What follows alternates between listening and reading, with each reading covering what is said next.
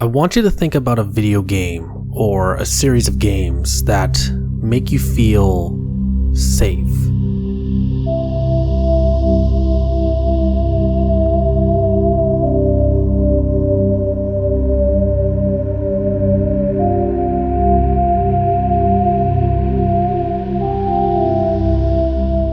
The sort of game that, during a period of instability, uncertainty, and hardship, you can sit down and play and feel at peace with yourself even as the world around you conspires to make you go bananas.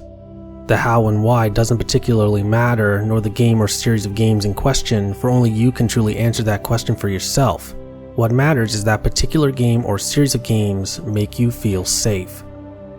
In this video, I want to talk about a series that, over the last couple of months and in years past, has done just that for me. Mass Effect.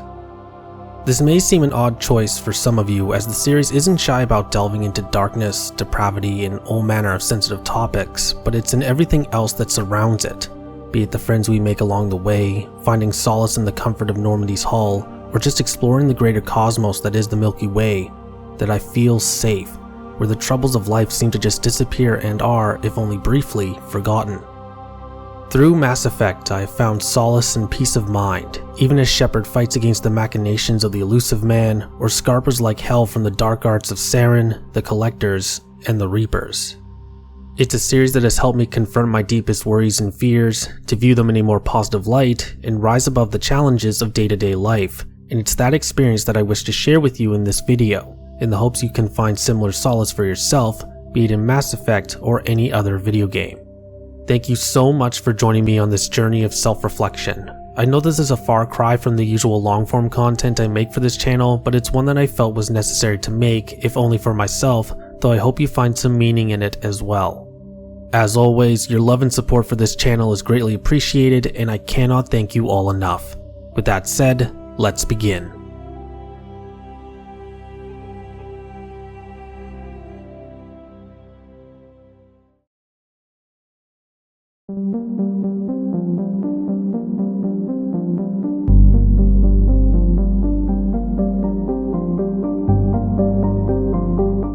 I love space. More specifically, I love the idea of space exploration, cruising through the stars and exploring different worlds, reaching out into the infinite of the cosmos and seeing what's out there to see what can be found. It's a love that blossomed with the Mass Effect series back when I first played it on PS3 almost a decade and a half ago, zipping around the galaxy on the Normandy from planet to planet, and evolved into a lifelong dream. It's a dream that will probably never happen in my lifetime, being alive in a time where the world has already been explored, while space exploration beyond landing on the moon and sending rovers to Mars is only beginning to take its first baby steps. If it does happen, however, and there are calls for volunteers to colonize Mars or Titan or Europa or another far-off planet or moon, you can almost bet your ass I'm gonna throw my lot in. I can't really pinpoint when and where the first inklings of my strange love affair with space and space exploration truly began to take shape. If I had to hazard a guess, it probably began when my mother, herself a fan of fantasy and science fiction, introduced me to Star Wars for the first time as a child. While I won't be so brazen as to call myself a die-hard Star Wars fan because of it, experiencing it as said child was a formative experience that planted the first seeds of love for science fiction in the same way Lord of the Rings, which my mother also introduced me to, planted the seeds for my love of fantasy. I can vaguely remember being in childlike awe at the idea of zipping around the galaxy in a spaceship, discovering distant worlds and making miraculous discoveries. Again, however, Star Wars was just the seed, a seed that wouldn't grow into full bloom until I discovered Mass Effect. I can't quite remember when it hit me, though I imagine it was pretty early on, maybe even during the first opening minutes of Mass Effect 1, as we see Shepard looking down on some unknown world, followed by the Normandy jumping off from the first mass relay we ever see. Or maybe it was opening the galaxy map for the first time and just seeing how much there was to discover, and only in one single quadrant of the galaxy, then darting off to see what I could see, to find what I could find in the proverbial oyster that is the Attican Traverse, with one of the series' most iconic tracks playing in the background. There's something magical about space exploration in Mass Effect that I just can't quite describe. Even after 600 hours in the Legendary Edition alone, I still get a strange childlike giddiness when I see the Normandy land or take off from a planet or station, such as when we leave the Citadel for the first time to set off in our hunt for Saren, or arriving at Omega for the first time in Mass Effect 2. When I finally jump into the galaxy map and begin actually flying around from planet to planet, cluster to cluster, I feel a sense of calm and relaxation, the kind that makes you sink into your chair and just forget about everything around you in the real world, even if only for an hour or two at a time. Most people, I'd argue when asked, will say that space scares them, for it represents what I think the majority of people see: the black unknown, filled with God knows what kind of hazards and dangers. And I'll be the first to admit, I find space kind of scary too, for those very reasons. What if there are cosmic horrors out there like Reapers, hell-bent on destroying all life, and we've just been lucky in that they haven't found fair Mother Earth yet? What if we find an alien race that sees us and their first instinct is to exterminate us? And yet, all that seems to fall by the wayside by this strange desire I have to reach out into the infinite of the cold, black depths of space. Even in my late 20s, I still look up at the starry night sky like an idiot and wonder to myself, what's out there? What's happening out there? The Mass Effect series has allowed me to live out the fantasy of answering those questions. Even Andromeda to a certain degree, though I think we can all agree that exploration in that game pales in comparison to what the original trilogy has on offer.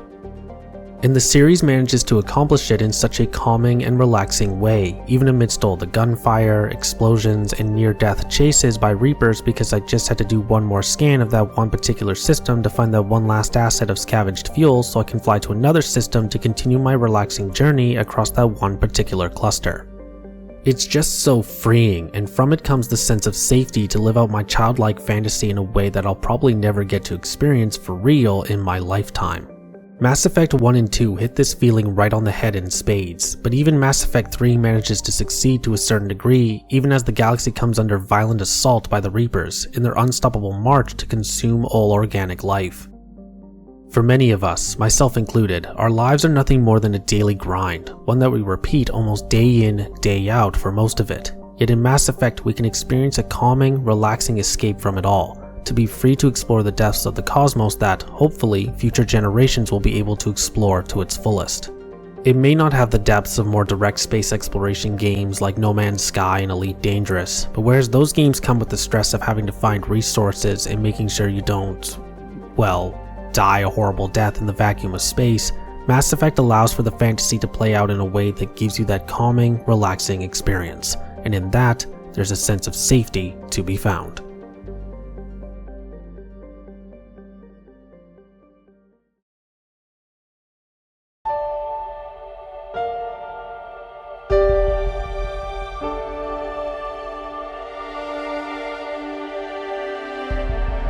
There are few spaceships in modern gaming that are more iconic than the SSV Normandy.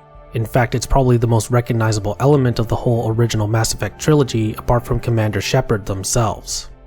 The reason for its iconic status is manyfold, from the uniqueness of its design to what it represents in the series, both in terms of the lore and the mechanics of the games themselves. What the Normandy means and represents on a deeper, more personal level will differ from person to person, but for me, it's always been home. Home for me has always been where I'm most comfortable and secure, as any ideal home should be for anyone. It's where I can leave whatever problems may be troubling me at the door and be safe within my own humble abode, surrounded in the warm embrace of my creature comforts. It's the same feeling I get every time I step aboard the Normandy. Along with being the means by which I get to live out my space exploration fantasy, it also serves as a safe space where, through Shepard, I can relax, recharge, and be surrounded by creature comforts between missions and planetary escapades. It's a feeling I believe was intentional on the part of the developers, ingrained from the earliest hours of Mass Effect 1 when we're handed the reins in our pursuit of Saren, solidified over the following 2 games where the point is made abundantly clear: the Normandy is our ship. And to BioWare's credit, assuming it was intentional, it absolutely works. While it perhaps took a while to take hold for me, so preoccupied as I was by the fact I could explore the galaxy, whenever I play through the trilogy, something always seems to click in my mind, like the flipping of a switch, and I immediately feel safe within the hull of the majestic warship. This is further aided by the myriad companions we come across and befriend throughout the trilogy. I had planned to write a separate section regarding the companions, but if you've played the games, then I think my mentioning of them in this section is pretty self-explanatory. Their presence and the many interactions we can have with them feels like an extension of that invisible safety net that the Normandy seems to cast, one that grows as we come to learn about them, their quirks, and just what makes them tick in general. Garrison has calibrations, Joker in his wisecracking ways, Mordin in his patter songs, Rex and Grunt just being fucking awesome. Every single companion we meet and pick up on our journey becomes an integral part of the Normandy, bringing a sense of familiarity and, most importantly to this conversation, safety to our home among the stars. Except for Jacob. He's going in the vents. I'm stuck. Something's blocking the pipe. Looks like some kind of gate. Too bad. It's on the Normandy that some of the most important, thought-provoking, and emotional conversations happen, which seems appropriate, for it's in the safety of one's home that we should be able to have those sorts of conversations. Most conversations we have on the Normandy feel more genuine and honest when compared to those in our fancy apartment in the Citadel DLC or on the Presidium, and that's because I feel our companions come to see the Normandy much the same way as you and I may see it. A home. A safe place. Just like how I feel when I guide through the stars of the Milky Way, I feel like I can leave my problems at the door every time I step onto the Normandy. There are a few other similar places in other video games that conjure this feeling, such as Corvo Bianco in The Witcher 3 or the base in Horizon Forbidden West, but none of them resonate more strongly than the Normandy. This has been especially true over the last few months as my life has gone from one hectic moment to another where the concept of home being a safe place has been somewhat turned upside down, even if it's only for a brief period. It's during this time, as I write, that I've truly come to latch on to the Normandy as that sort of safe place. A home away from home of sorts, where I can shut out the craziness of the past few months and the few months to come and feel at peace with myself and current situation. That in and of itself is a testament to the power of video games as a medium of escape from the real world, and just how well realized the Normandy is as a place that I feel comfortable and at peace with myself while in that fictional virtual space, even as the world seemingly conspires to make me loopy, which is rather impressive since I'm already a bit batshit crazy to begin with. In short, the Normandy is my safe place, a home when my real home doesn't quite feel like home, and I'll be forever thankful for it.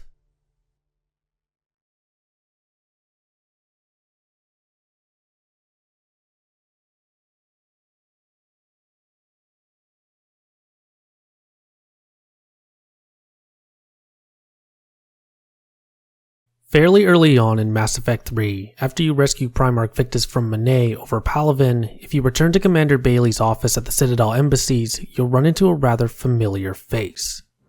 Commander Shepard? Commander, humanity has questions. Kalisa Ben-Sinan Al-Jalani of Westerland News. In case your memory is foggy, she's the reporter who, over all 3 games, will attempt to interview Shepard, which we can agree to do at our own volition. She has a noted reputation within the Mass Effect universe for her oft-times vitriolic pro-human stance, being awfully critical of the Citadel Council, believing that they're doing everything in their power to keep humanity from advancing up the hierarchical ladder of Citadel-aligned races. Her questions for Shepard strongly lean in this direction as a means to prove her already firmly fastened views, as well as being highly critical of Shepard. It's a manner that extends across the entire trilogy, making her one of the most unlikable characters throughout. As Shepard, we can answer her questions with varying results depending on what's available to us and what we pick. We can also just walk away and refuse to give in to Kalisa's twisted agenda. Or we can do what I think most players will do and turn her into Shepard's personal punching bag, which I think frankly we can all agree is justly deserved. However, in Mass Effect 3, if you resist the temptation to give her a knuckle sandwich to eat, something rather remarkable happens. Earth has just been invaded by the Reapers, and what little news or footage that's come from there is inevitably rather fucking grim. And here's Commander Shepard, arguably the greatest human alive and its stalwart defender against all things evil and grim, on the Citadel instead of fighting to save Earth. This raises Kalisa's hackles, and her questions follow this mantra. What the hell is Shepard doing on the Citadel when they should be back on Earth fighting for humanity's very survival? What game is the Alliance playing? This is the point where we can render her comatose in front of everyone in the embassy's lobby, but if you resist the urge and let it play out, you begin to see that Kalisa isn't necessarily speaking in her vitriolic tongue.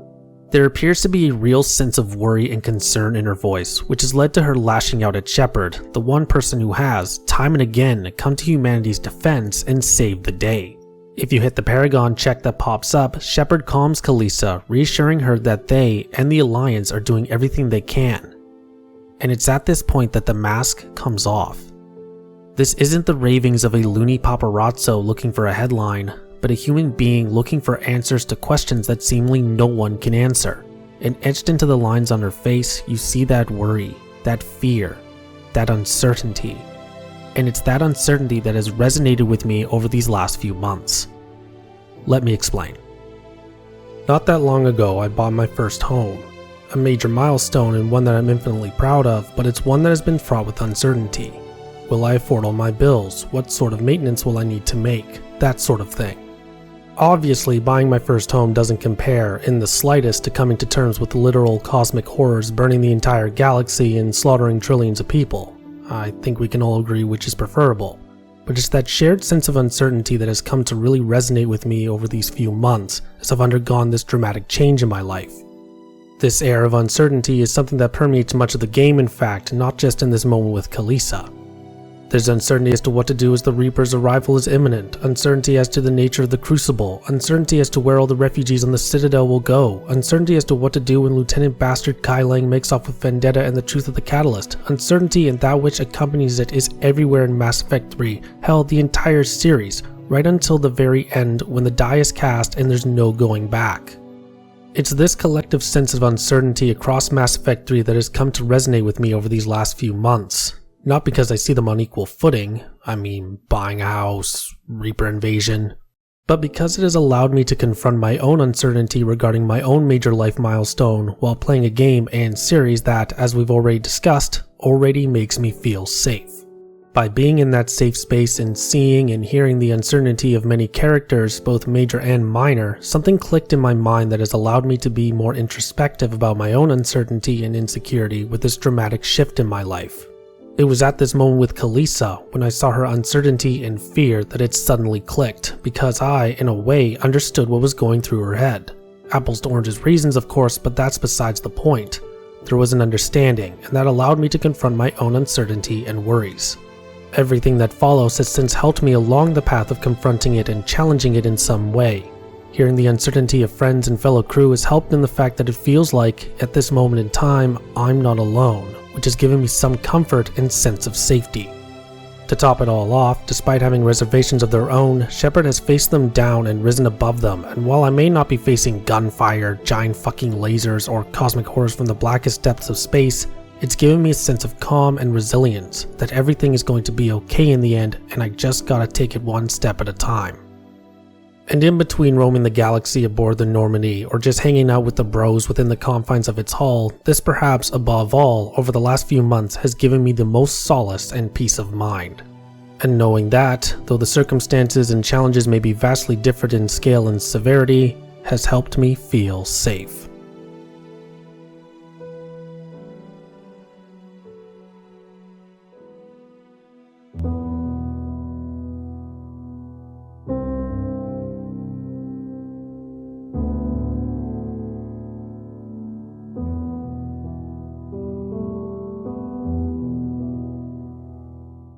There hasn't been a time in my life where I've appreciated the Mass Effect trilogy more than these last few months. Just as life was seeking to whip me up in a storm of madness, I've found solace and comfort in the confines of this wonderfully crafted set of stories and the universe they inhabit. Whether it's exploring the galaxy and living out a childhood dream, enjoying the company of the Normandy's vast ensemble of crew and companions within the safe confines of its legendary hull, or finding the strength to overcome my doubts and uncertainty as the wider cast of characters face their own, this trilogy has given peace of mind like no other has, which is no easy feat. It's not just a testament to the creative abilities of BioWare, but also the strength of the video game medium, that video games can conjure such emotions of safety and peace. Perhaps while watching this video, you've been thinking about a game that has given you the same feelings as Mass Effect has for me. If so, I urge you to go and play that game or series, or remember it for a time when it feels like the world is conspiring to whip you up in a spiral, to find that safety and peace of mind. The real world and real life can wait. Let yourself escape, even if only for the briefest of moments. It's what I found across the Mass Effect series, and I will forever be grateful for it.